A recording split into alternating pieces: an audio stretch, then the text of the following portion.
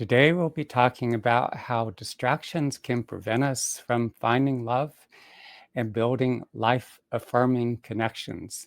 I'm Ben Ufana, and I'm just completing the next in a series of articles. So much detail, more than I could possibly remember. Maybe anyone could remember all at once. So I will be referring to or reading from sections of the article. So, anyway, let's dive into it. We're living in an age of distraction with our attention being pulled in multiple directions by social media, endless notifications, email, gaming, Netflix, and the relentless pace of modern day life. And many say they want love and deep relationships, meaningful human connections, and yet they remain transfixed by the glimmer of their screens, endlessly scrolling and checking messages and consuming short form content that hijacks our focus. The irony is that what so many of us crave most, genuine intimacy, requires deep presence. Yet distraction is suspending so many of us in a state of emotional and cognitive fragmentation. So, in this video, we're going to be exploring how distraction erodes our ability to form and sustain meaningful relationships. More importantly, how we can reclaim our attention and our presence for deeper connections. Love and deep connection requires presence. They thrive on availability, attunement, and responsiveness, qualities that distraction erodes. When you're fully engaged with another person, it engenders trust and safety and connection, making them feel heard and valued and truly seen. And true connection requires being present with our emotions and allowing ourselves to be seen. However, many people use distraction as a way to escape or numb themselves from their emotions, avoiding vulnerability in the process. Think about a time when someone was fully present with you, truly listening, without checking their phone or rushing the conversation. How did that make you feel? This level of presence is truly rare today, but it's the foundation for deep and meaningful relationships. When we're constantly stimulated, our ability to process our lived experiences and emotional responses becomes compromised. We lose the capacity to reflect on our past and truly understand ourselves. And this disconnect prevents us from recognizing our own emotional wounding and the patterns we're unconsciously reenacting in our relationships. As a result, many of us remain stuck in cycles of avoidance, unaware of how our unhealed wounds continue to shape our relationships and create barriers that diminish our ability to connect in any kind of meaningful way. And not only does distraction pull us away from ourselves, dulling our awareness of our emotions, physical bodies, and even our surroundings, but it also makes us less attuned to the well being and needs of others. Distraction distances us from our emotions, impeding our ability to process them and understand our relational patterns. And this is part of the reason so many of us go through life unconsciously repeating the same unhealthy relationship cycles, never pausing long enough to reflect. For instance, if you're constantly distracted by your social feeds, the never ending 24/7 news cycle, binge watching Netflix, or the demands of your professional life, there's a much higher likelihood that you'll fail to recognize and address your own basic needs or that of your partner, or notice the red flags in your relationship, or recognize when you're emotionally unavailable yourself. Most of us have been on a date or spent time with a friend where the other person kept looking at their phone.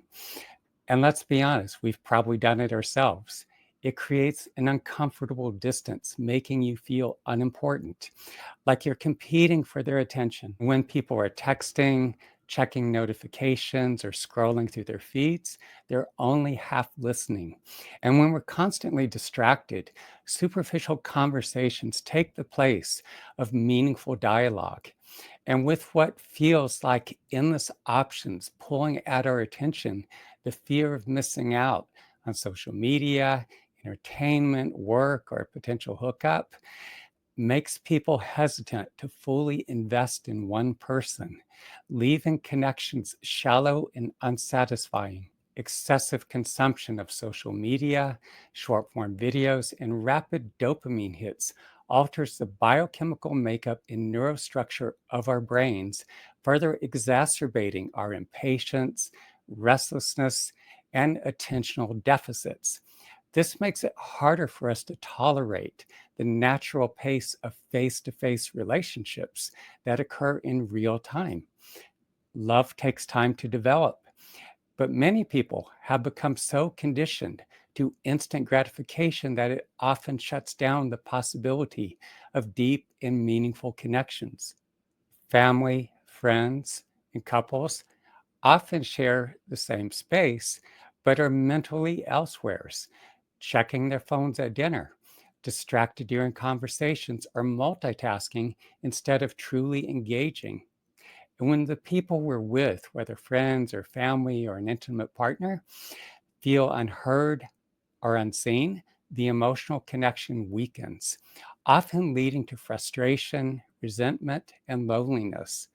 Over time, that disconnection deepens and the relationship begins to fade. And whether we're with friends or family, an intimate partner, or even the people we encounter throughout the day, the habit of consuming quick, surface level content makes it harder for us to engage in long, meaningful discussions. Many of us don't sit with our emotions long enough to understand what we're feeling and what we need, making it nearly impossible to express ourselves to others.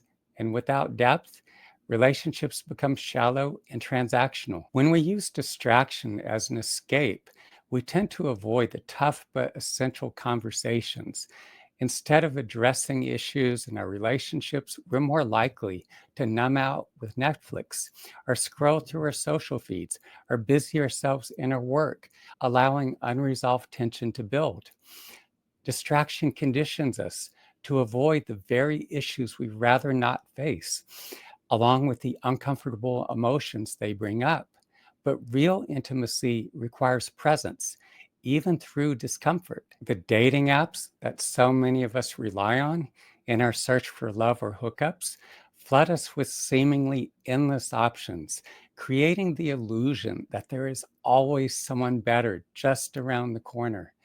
And like slot machines in a casino, these apps operate on the principle of intermittent variable rewards, keeping us hooked with the unpredictability of what or who might come next.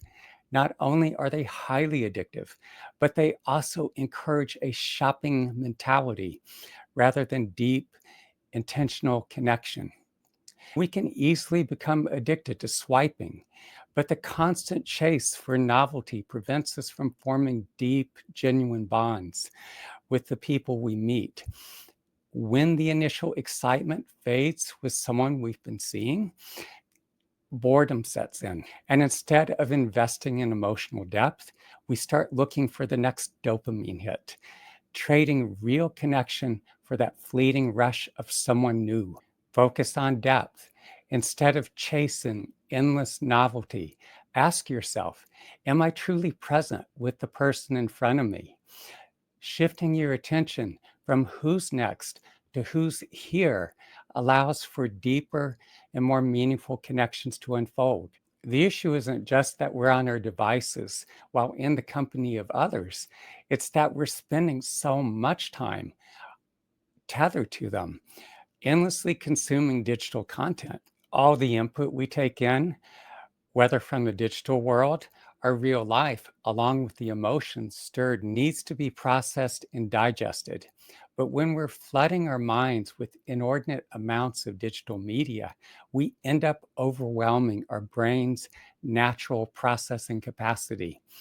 As a result, All that undigested residue consumes so much bandwidth that there's less of us available to connect with others in any kind of meaningful way. We may be physically present, but mentally we're elsewheres, fragmented, overstimulated, and emotionally unavailable. The time we spend consuming digital media, be it scrolling through our social feeds, gaming, or binge watching shows, amounts to hours a day for many of us.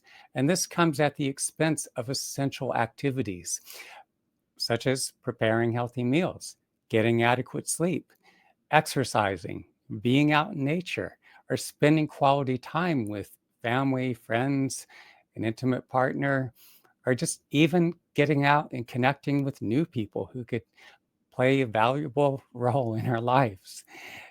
Even if we consciously reduce our digital consumption, the pervasive nature of technology means that those around us are highly likely to be tethered to their own devices.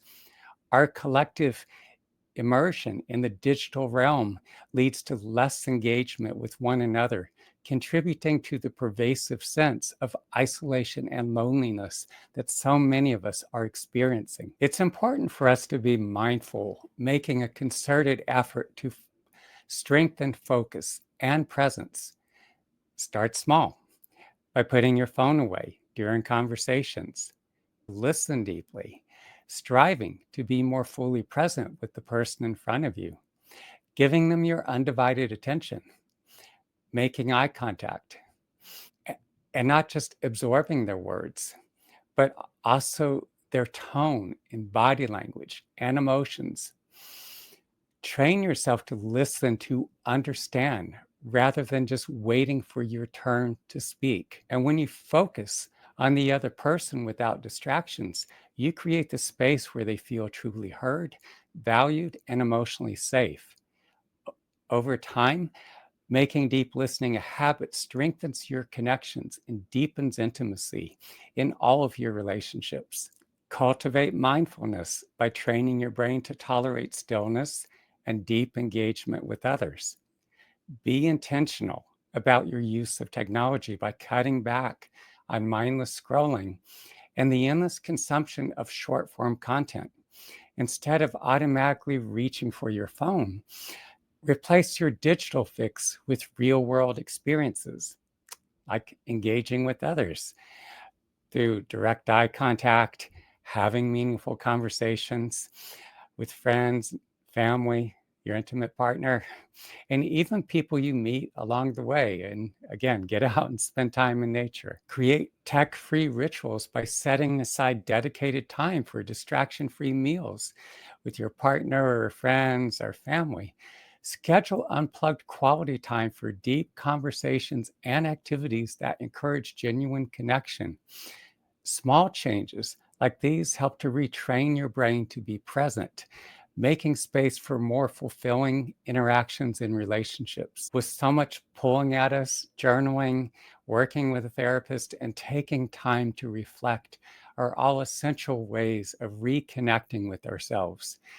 Even more powerful is the practice of sitting still, closing your eyes, and bringing to the forefront of your awareness those issues or concerns that are weighing upon you.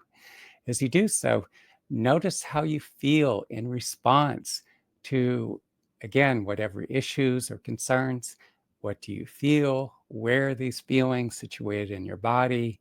Bring as much awareness as you can to what you're feeling and where the feelings are situated, and breathe softly and deeply from the depths of these feelings and bodily sensations, following them as they go through their progression. In addition, we need to be making use of the most effective therapeutic interventions. I have relied heavily on deep tissue body work and also the Vision Quest, which is the traditional Native American healing practice that involves going out to fast alone in the mountains for 4 days and nights with no food and water. It was just part of the training that I began training with this traditional native doctor from the Kiowa tribe back in my 20s.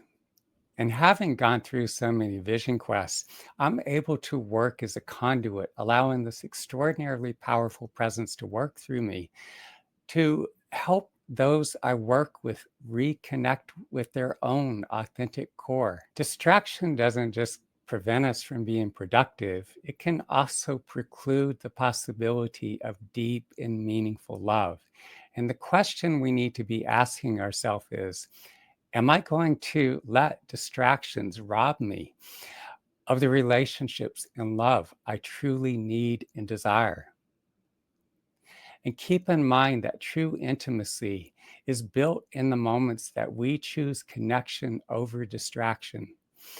For those of us who desire more substantive relationships, it is essential that we continually strive to be more fully present in our interactions. I want to thank you for joining me today. And if you found value in what I've had to share, be sure to look below and click like and subscribe. Share this video with anyone you feel will benefit. Also, if you look below, you can find the link to the article itself if you'd like to read it. Again, having trained with a traditional Native American doctor and having gone through so many vision quests, I work as a conduit, allowing extraordinarily powerful presence to work through me, facilitating healing within the body and mind. So do feel free to reach out to me if I can be of assistance in any way.